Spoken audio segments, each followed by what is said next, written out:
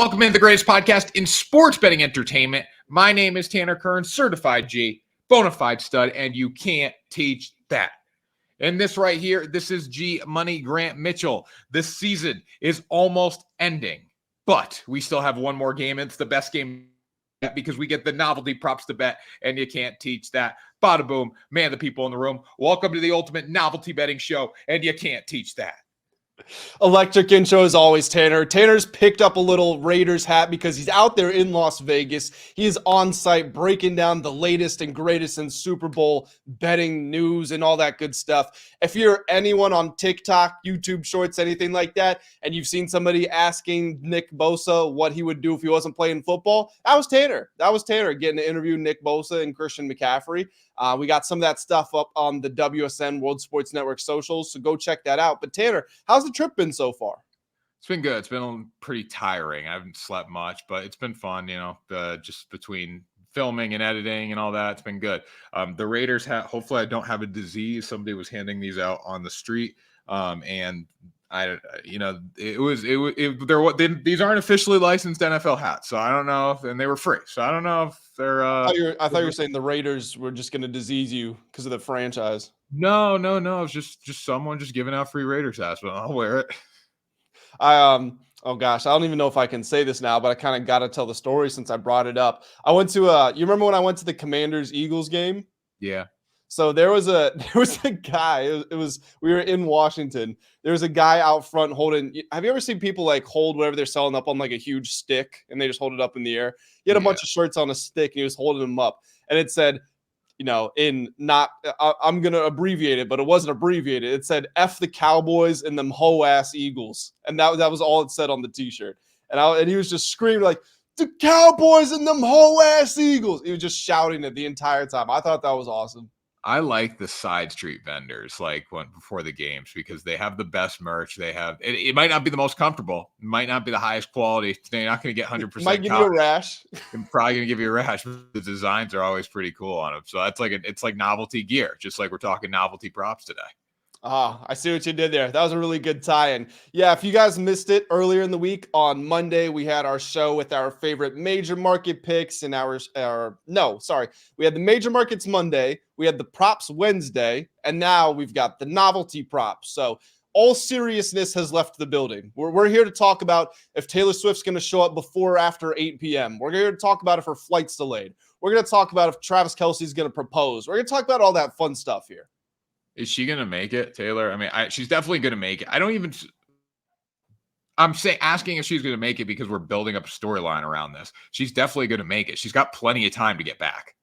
Yeah, the Japanese embassy ensured that as long as she leaves right after her show, she will be there plenty of time to spare. I think the way it breaks down is like if she does, if she's able to get to the venue, to the airport in the time it should take, and then they just take off on time, no delays and all that, she should be there like a few hours before the game. Now, there's probably going to be traffic at her concert and stuff like that, so maybe she gets delayed a little, but she should be there at the game. And I know people are probably sick of hearing everybody talk about Taylor Swift, but she made the NFL close to $500 million in brand value during the season. She's a part of the storyline, whether you like it or not. She's got to finish the job now, though. I don't care what she did for me earlier in the year. I care what she does for me in this game. And in this game, she needs to find a way to win it because we're both on the Chiefs. Yep, 100%. And, always advocate for responsible gambling. That's what we do here. But I would be lying if I said I didn't have multiple units down on the Chiefs. And I'm not saying that it's the Super Bowl. You need to go bet all your money you have. But I'm very confident in the Chiefs in this game. So I'm very excited, but also a little bit I don't want to say anxious, but, I'm just waiting to see what happens.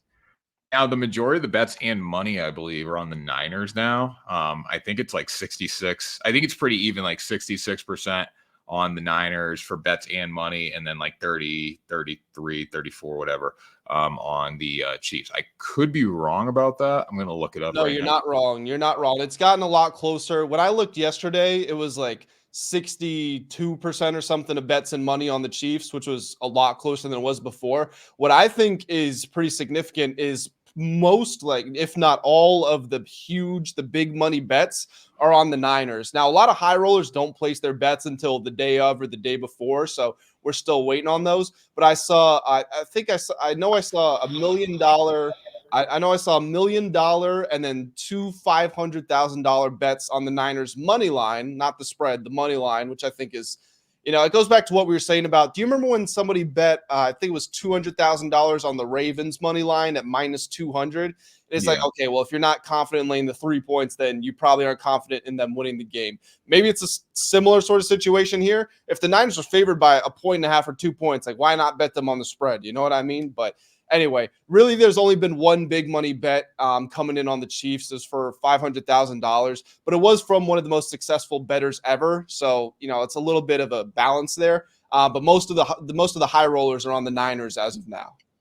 Yeah, you really can't worry about that too much. Like you can't go into it saying, okay, well, the big bettors are on this. And I do think about it. I'm not going to say I don't, but in the end of the day, too, nobody knows what's going to happen. This is going to come down to Patrick Mahomes.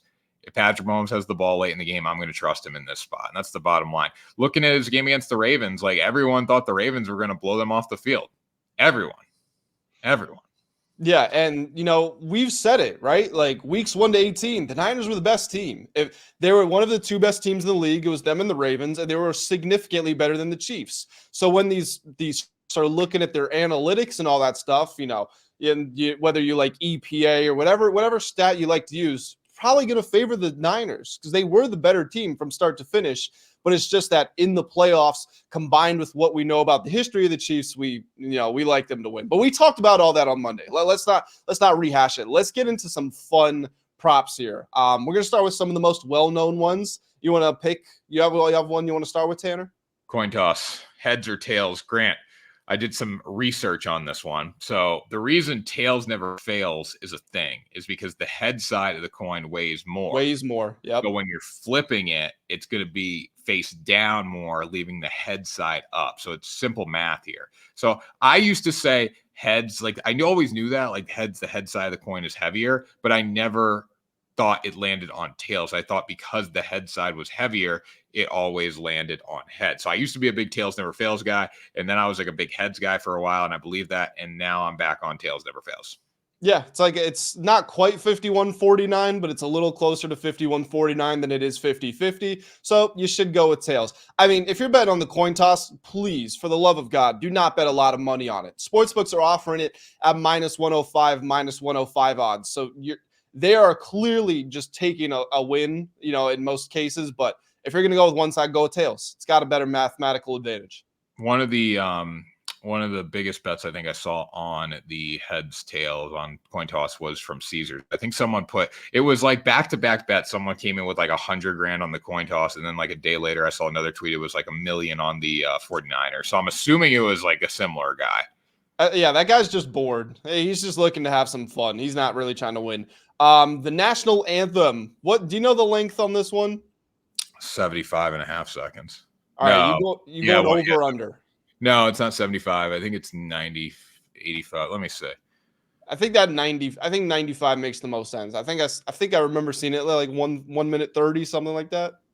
Let me see. National anthem odds. 1 minute 30.5 seconds. So 90.5 seconds. 90.5. Okay. So Reba McEntire, apparently doing my research out here. Apparently Reba sings this pretty fast. She likes to get in and get out. She just wants to go enjoy the game. So that's what I heard. That's just what I hear. I don't know if it's true or not. Now this is the Super Bowl. Like this changes how you play. Like the greats become greater in the Super Bowl, right? She probably doesn't get faster in the Super Bowl. I think she slows down, enjoys the moment, takes it all in. So I would probably still go under. I don't really want anything to do with this prop though. So I'll tell you what, you can bet on if she'll say the word brave for more or less than 3.5 seconds. I'm going to take the over on brave because the home of the brave, people draw that out. That's the moment you said to take it in. That's when you bask in everything you just put down. So give me the over on that one. Yeah, I'd rather take the over on the brave more than the over on the national anthem.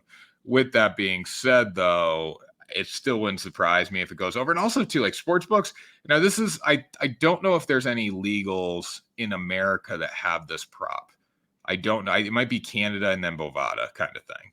Yeah, I think you're right. Speaking of music, though, let's keep it in the talking about the artists. I want to talk about the first song of the halftime show. And Tanner, I'm actually pretty passionate about this one. So, looking at some of the songs that are at the top of the odds list, "My Way" opened at plus 425. It's at plus 100 at FanDuel Ontario, I think it is.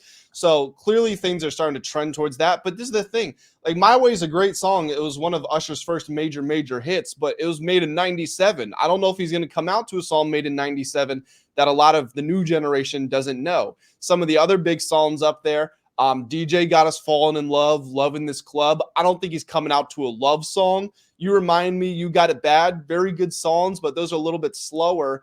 And then the big one, which is, yeah, I think he's going to play that last. That's like the encore song. That's the finale. So for me, I think he's coming out to OMG. I think it just fits the criteria. I could see the lights are off and there's billows of smoke. And then you hear the background track and the, oh my gosh. And then you see, Usher walks out and that's what gets the show started. So that would be my song for the first halftime song.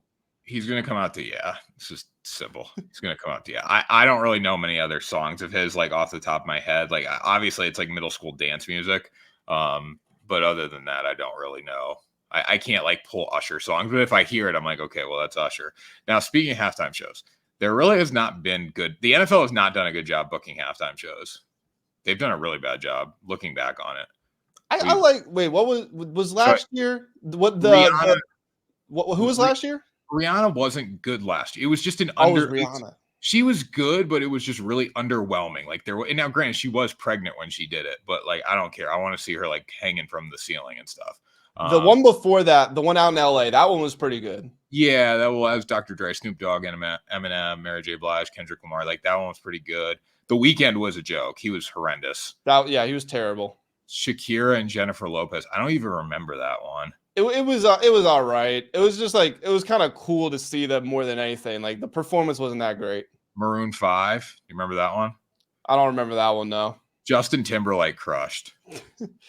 Didn't he? Go ahead. Didn't he crush? I feel like he did.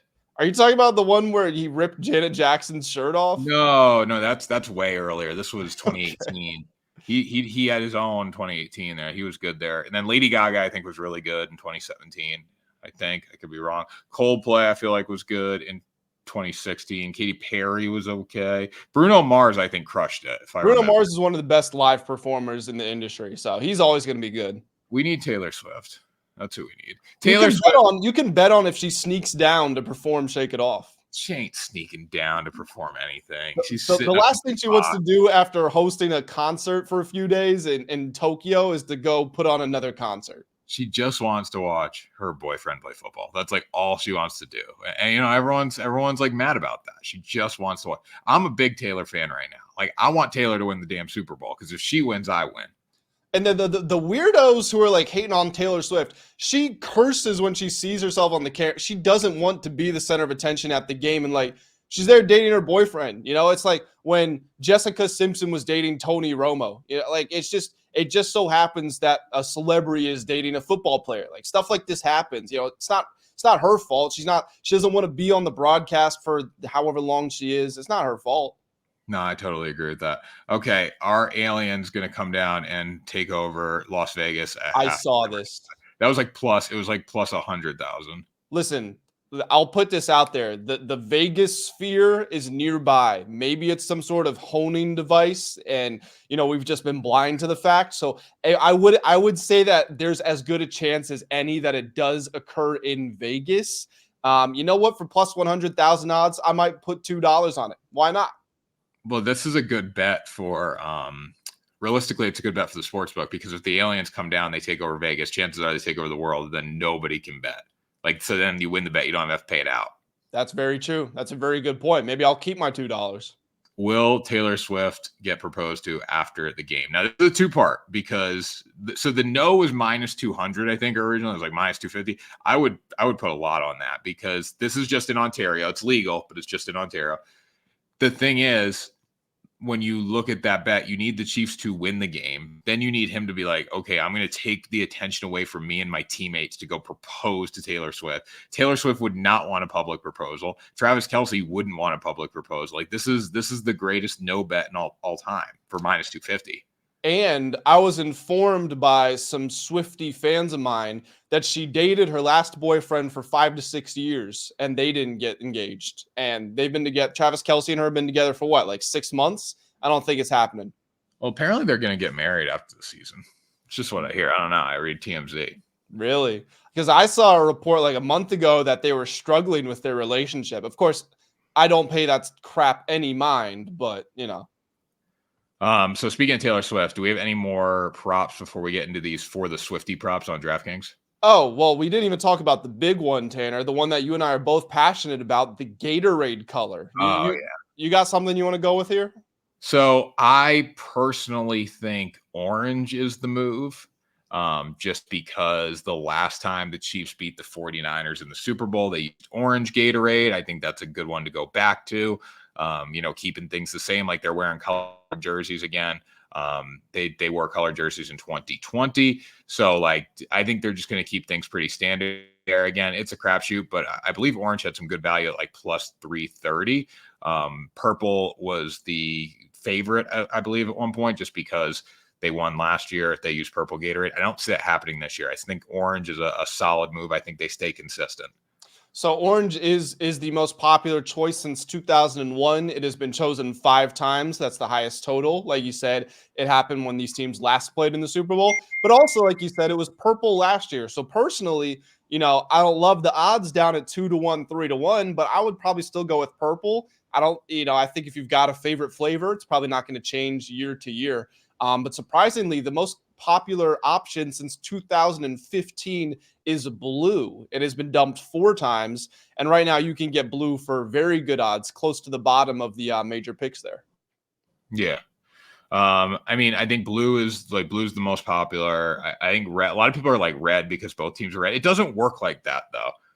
It doesn't work like that. It's just like people think it's like a lock. It's not. Yeah.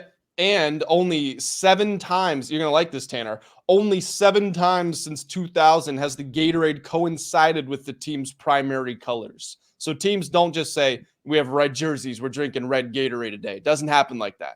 This literally comes down to, because teams have more than one Gatorade on the sideline. Like, I don't want to sit here and be like, they have just like every team has one Gatorade. They definitely have multiple Gatorades. These guys get treated like kings. They have somebody to literally put a jacket on them when they get cold. If the freaking backup center wants a certain Gatorade, I feel like it's on the sidelines most of the time. Or Most maybe if a starter wants something, like if a starter comes out to the training staff, it's like, hey, I need blue Gatorade on the sideline, or I can't perform. They're going to get him blue Gatorade. So everyone's got a different one. It just comes down to which bucket the team grabs. I think clear is also a sneaky option there, just in case they get a water jug. So I think that's another decent one, but I'd go with orange. Let's talk about some of these for the Swifties props before we get out of here. So this is a special little menu put together by DraftKings. It doesn't actually relate to Taylor Swift in any way. Well, I shouldn't say in any way. It's not about Taylor Swift doing something, but they've taken some of her song names and things important to her and kind of played on the game. For example, 22, any quarter to have 22 plus points scored. Deja vu, the Chiefs win by 11 points, just like they did in Super Bowl 54. Is there any of these that you look at and you think that these could be pretty good value here? And I'll jump the line, actually, while you think about that. I really like friendship bracelets, Travis Kelce or Kyle Juszczyk to score the first TD. Plus 600 here. I think there's a very good chance Kelce scores the Chiefs' first touchdown. And then you know what? Juszczyk probably won't get it. It'll probably go to McCaffrey, but there's still a pretty good chance if they're near the goal line. So I feel like that one's, considering the odds plus 600, I feel like that one's pretty good. What's Kelce first touchdown in general? Is it like 11-1? Let me see here. I will tell you. Travis Kelce first touchdown plus 700. Oh yeah. I'd give up that for Juszczyk in there too. Yeah, I don't think Juszczyk has scored this season. But at the same time too, like he's capable of scoring. So I would rather take plus 600 for the combine than plus 700 just for Kelce for sure. Juszczyk, did he score? He scored two receiving touchdowns. No running touchdowns. Yeah, he carried the ball. Let's see. 6 times for 9 yards. I mean, yeah, it's not terrible. Kyle Juszczyk first. I mean, Kyle Juszczyk first touchdown, I think it's like plus. It's plus 3,500. Yeah, like it's high up there. So this They is like really him though. Like they like him. They like having him on the field. It's certainly not impossible. yeah. No, everyone's betting on this is a Travis Kelce to score, but you have the backup option there. I like it. I don't hate it. Chiefs to win by exactly 11 points, deja vu for 30-1. We've all seen it. The Oz the Mentalist clip with McCole Hardman, right? I believe. And again, so I'm not super big on this one because like when he guessed the Super Bowl winner, first of all, it was McCole Hardman's guess. It wasn't Oz's guess. So like my buddy texted me, he's like, I bet 31-20, like the exact score, whatever. I think that's what the score was, right? When you look at that though, it was McCole Hardman's guess. Oz just read McCole Hardman's mind. It wasn't Oz predicting the game who can predict the future. So that's a problem right there. Number two, it was the Jets. It wasn't the Chiefs. And that Jets are obviously either McCole Hardman or Oz. They were way off because the Jets are terrible. Well, you never know. Maybe the Mentalist predicted McCole Hardman was going to end up with the Chiefs. He was going to get released and then go over to the Chiefs. You never know. Maybe that was part of the script the whole time. That's not what his little PowerPoint presentation thing said back. So, to win by, it's hard. It's not hard to win by 11 points. And you realize that when you bet 10.5 a lot, because you'll see it like doing the math in your head. Like it's easy to lose like 21-10. So there's ways to lose by 11 in football. Like 11's like not as critical a number as 10, obviously, but still a pretty critical number. I would probably not play that, but that's something that caught my eye. I knew you were trouble. Christian McCaffrey 150 plus rushing and receiving. If the 49ers have a chance in this game, or whether they win or lose, like Christian McCaffrey is the guy that needs to perform here. So I think that's a decent one. It's 20 yards higher than his regular total. And then, similarly, if the Chiefs are going to win, who needs to perform? Travis Kelce. Today was a fairy tale. Kelce touchdown and the Chiefs to win plus 240. That's another good one to go. I feel like really, if you're taking the Niners, you should probably go with Tanner's. And if you're taking it in the Chiefs, you should probably go with mine. There's also some like really bad ones on here, low key. Like, some of them are just dreadful. Travis Kelce, 0 receptions, and the 49ers to win. That's the one I was looking at.